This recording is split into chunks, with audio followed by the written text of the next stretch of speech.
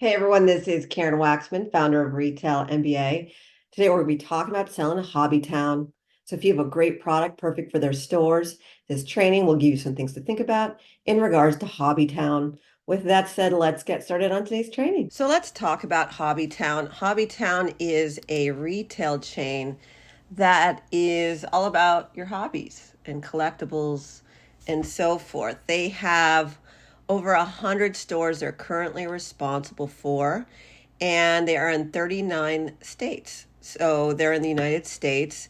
The cool thing about HobbyTown is a few things. First of all, they sell obviously hobby stuff, but they also sell toys, and that's something a lot of people don't think about. All sorts of activity, crafts, and games, and these types of things, but actual toys too. So that's an area where a lot of people don't think about them. And also, because they have a different audience, they're going for more masculine type products as well. Whereas I say this because if you're going to a Michael's store or Joann's Fabrics, it's definitely an environment where they're selling maybe more feminine stuff like florals and so forth, just sewing kits and things like that. And when I say more masculine, airplanes and boats and cars and trucks and drones, helicopters and that type of stuff. So HobbyTown is niching out in a different way. Hobbies, a lot of time, more for men is what I'm essentially saying, but they do have toys. The thing about HobbyTown in regards to selling to them, first of all, 100 stores is nothing to sneeze about. It's actually a lot of opportunity. That could be a multi-million-dollar deal if you did really well for them and if you sold a lot of stuff for them. That's a big deal. It doesn't always happen that way, but it can be a very solid opportunity if the product goes into their store and converts really well.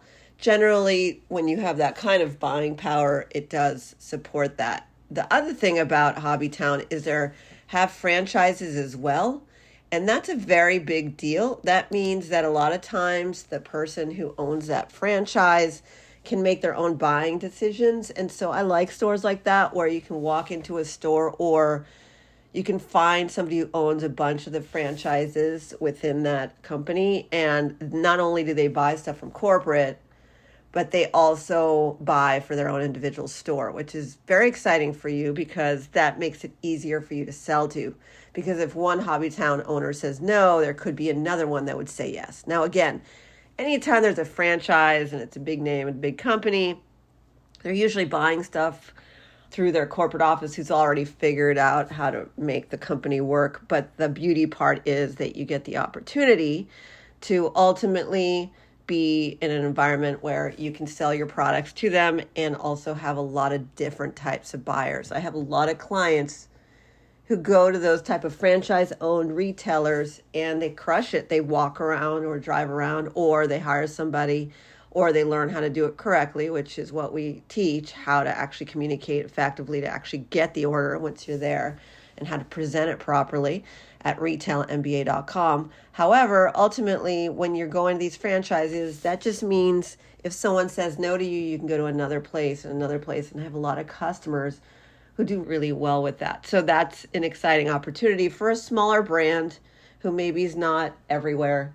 So definitely take a look at their website, go to their stores if you can. If you've never even heard of a HobbyTown, it's one of those underlooked retailers because you all are focused on the big guys.